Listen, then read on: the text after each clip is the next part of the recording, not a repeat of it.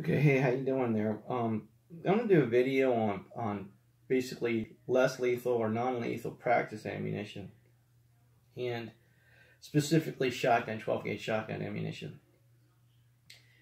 One of the things I like to do is I'd like to practice as much as I can when it comes to my firearms, train, practice, however you want to take and define that. And we have limitations as shooters in a lot of different areas, especially where I'm at. Basically, you're limited to a gun range. And I know that I might say, well, limited. Yeah, with most gun ranges, one of ours is the Alamo, which is an indoor range. We do have an outdoor range, but you have limitations because none of them allow you to shoot from the holster. None of them allow you to take and shoot on the move. Okay, at the Alamo, it's a stationary shooting position behind a bench, and while that's imperative type of practice, I mean, I'm not saying that it's not important. It's an important part of your practicing component because it's live fire with actual ammunition.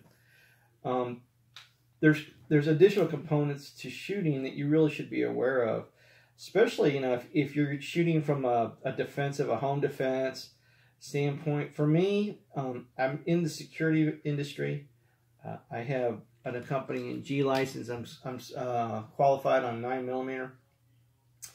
And to get qualified on any type of firearm for security, you have to do a field test. I mean, you actually have to shoot the firearm in a string of different types of shooting, and it's pretty structured out. So when I got my G, when I went ahead and wanted to get that, I wanted to be able to practice. I wanted to be able to practice very similar to what the course of fire was going to be. So I used airsoft, and I've talked about airsoft or air guns before as far as using it as practice. If you go on YouTube, you'll see a lot of people talk about, it's a very viable way of practicing in training for a regular firearm. I've seen guys on YouTube where they brought a gentleman who actually lived in Japan. You can't own a firearm in Japan, but he was an airsofter. He shot airsoft. He dry fired, hours a day. Came over here to the United States, and he got out onto a rifle range, and through very limited instruction, started shooting lethal ammo through a regular AR-15.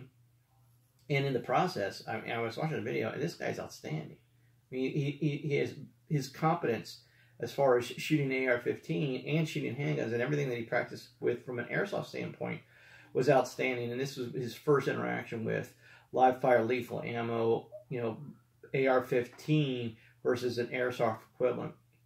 That being said, I have my sidearm is the SIG SP 2022. There is an air gun equivalent to that. It does have limitations. It's not a slide. It's not a blowback air gun. But shooting from the draw, acquiring targets, trigger control, things like that, breathing, muscle memory, there's a lot of crossover that will help you training-wise. So the next thing I wanted to do was qualify on the tactical shotgun. Now, there are airsoft equivalents on the tactical shotgun, but again, there's going to be some limitations to that. And I wanted to kind of circumvent some of that limitations. And part of that limitation is the reload process. You can buy shotgun, an airsoft shotgun, that has reload capabilities. Is basically the shell itself is charged, and you can practice reload process and get some real-time feedback as far as how you're doing. I didn't want to make that investment. That's pretty expensive. There's tactical shotguns out there that shoot lethal ammo that are less expensive than some of the airsoft equivalents that would give you that extra piece. So I looked at the process of putting together a non-lethal, less than lethal practice round that I could use in my own shotgun. Now, I do have an airsoft shotgun. I have this one here, which is a lot of fun. It adds some practice components. This is airsoft. It acts almost in the same way as far as the pump action for shooting. It gives you some muscle memory. The big pushback on this, again, is the loading process. It's not ejecting around, and you're not loading in the exact same way that you would be loading your standard tactical shotgun. So what I wanted to do was create an ammo that I could shoot out of my regular tactical shotgun and would get immediate feedback as far as how well I was doing. So this is what I came up with. I went out and bought, I did some research, and this was a lot of trial and error, but I went out in the final process, ended up getting these. These are field wads. This is a 12 gauge field wad. It slides inside the 12 gauge hull. This right here, I don't have a new one because I've already reloaded them all, but this is a once fired 12 gauge shotgun hull. Okay, so it's once fired. It's cut off because what I utilized this for was some practice ammo, and as I put this together, you'll see why it was cut off and not have a total crimp over the top. So that being the case, I wanted a couple different processes as far as that one. I wanted something that would be equivalent to what you would view as a slug, a 12 gauge slug, and I also wanted something that you would view in the sense of a 12 gauge buckshot, or give you some feedback in that same general way. So this is what I got to. I purchased these. These are rubber balls that you would use in a paintball gun, but they're rubber. They're not filled with paint or anything. And this is about the same size, maybe a little bit smaller than what would be a pumpkin ball, lead pumpkin ball that you would use for 12 gauge slug. Okay, that being said, I cut this particular wad down to this size, respectively. So it's pretty small. And then basically all this is a cup. It's got a little spot in the back here that's, you know, kind of concave as well as a little bulger. So this gets slid down in there, and as just kind of going over this shotgun shell itself, basically you have a primer, and a normal shotgun would be the primer. Then you would have a powder charge. Then you would have the wad slide down over the top of the powder charge. Then you would have your projectile inside of the wad. And then you would either use a cover or you would crimp the end of your shotgun around. Okay, and you would do that in different levels, different size of wads that they can fill the shotgun up. In this case, all we're going to use is the 209 shotgun primer. That's it. We're not going to use a powder charge. We're going to take the cup, the wad itself, and we're going to cut it down really small. This relative, you know, I mean, as you can see, I've taken a lot of the size off of this. And then basically the pumpkin round ball is going to go inside of this.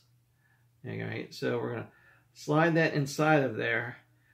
And what we end up with is basically the equivalence of what would be a slug type projectile. Okay, but this is rubber, it's not lead, it's going to bounce off something. Okay, so this is the projectile itself. Now with the shotgun shell itself, basically, like I said, this is a one that's already been fired, so I have to take the primer out of this, and I'm going to take a pause. We're going to take a primer out of this thing.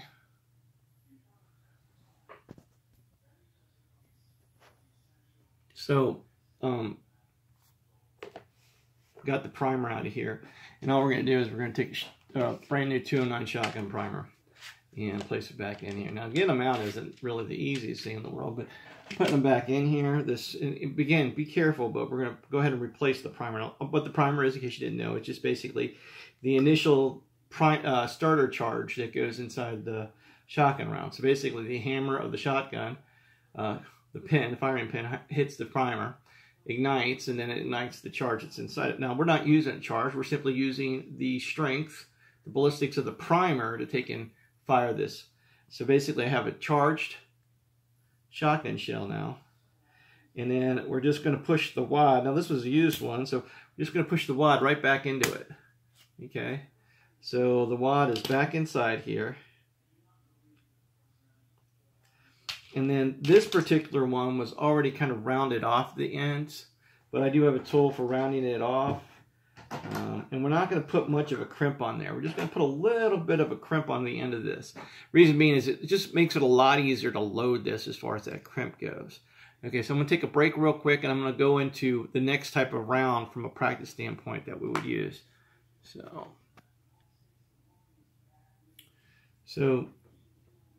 we're going to take another cup, so we'll cut down another wad, and reload another charged shotgun shell.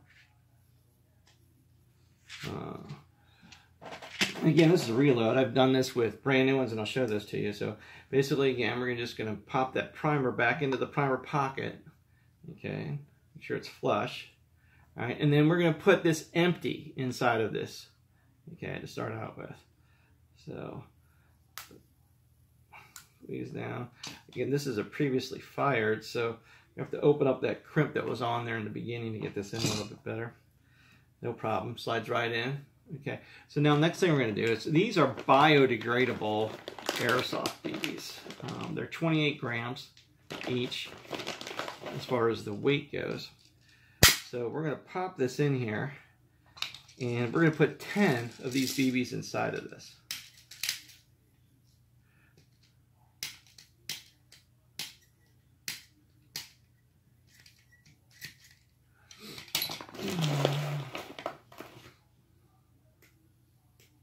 So that's 10.